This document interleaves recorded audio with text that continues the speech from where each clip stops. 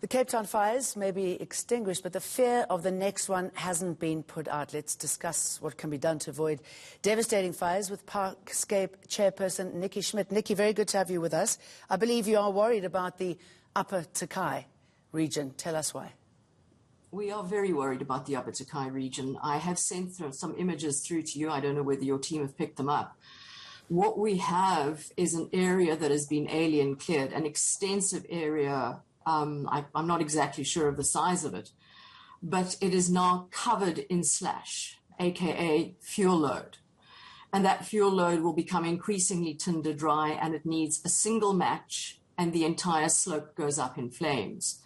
If we look back to the 2019 presentation that Professor Kurt Geldenhuys from the Universities of Stellenbosch and Pretoria did for us, he modeled the fire flow given wind conditions, weather conditions, and slope conditions.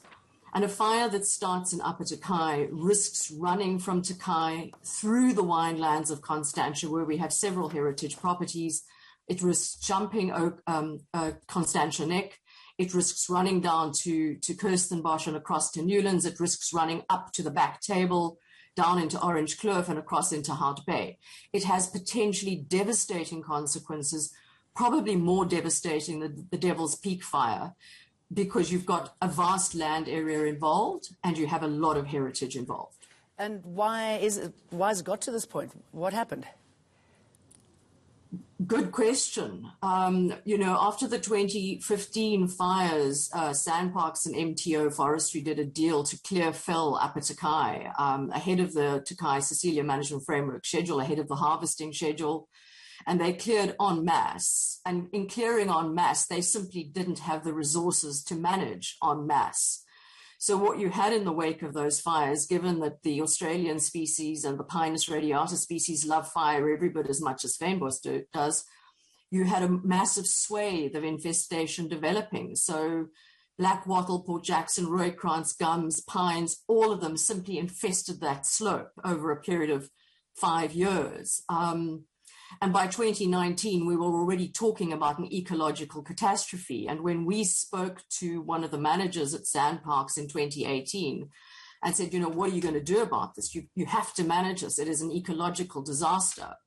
They told us they didn't have the budget. They told us that they could basically do a rotational clearing of maybe every 3 years. The reality is when you're dealing with infestations like that, you've got to be clearing every 6 months to maximum a year in order to deal with the infestations. That simply wasn't happening. Some of the fallout after the fire that we saw recently, and it seems that every department has to wait for sign-off from another department, and then it takes time for the paperwork to come through. I mean, that needs to be expedited, and how do you do that? It absolutely needs to be expedited, and that's a bureaucratic process, and I don't have the answers for that one. That's something that Sandparks themselves have got to sort out with their own officials and departments. So this could happen any day now. However, is that there is a fire risk. We've seen what happened at Devil's Peak. We've had a fire just the other day again at Simonstown, another one in Deer Park. So we've had 2 subsequent fires to the Devil's Peak fire. And if I look at the slopes of Upper Tokai, I go, this is just a powder keg waiting to go up.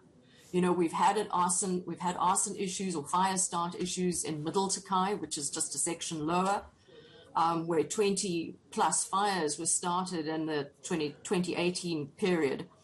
So we know that the risks are there. We know that fires are started by people. And here we have this powder keg. If I look at the pictures that members of the public have sent to me, where the slash is either just lying around or it's laid out in windrows, it's an accident waiting to happen, and it needs to be cleared. It needs to be stack burned. It needs to be, the fuel reduction burns need to be done, and they should be done before we get to the next fire season. We've queried with Sandparks whether there are any plans to burn. They've indicated that there are no plans to burn. So quite frankly, at this point, if I have to walk into the park manager's office and go down on bended knees and beg, this is what needs to happen. This has got to be cleared. We cannot put communities at risk in this way. I was going to ask you about the communities. I mean, there are a lot of people in that area that you've described, the Tokai area. Absolutely. You've got a suburb like Swanswyk, which is right up against the park.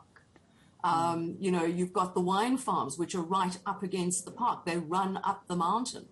You know, I remember the owner of Buitenverwachting saying to me a couple of years ago about the 2015 fires, how he was sitting up on top of the roof of Buitenverwachting with a hose pipe trying to damp down the thatch. Frightening. But there was very little water pressure because the water pressure was being used by the fire trucks. You know, Buitenverwachting is a heritage farm. Groot Constantia is a heritage farm. You know, this is what we have in this area. We have no buffer between the park and these urban edges and these farms.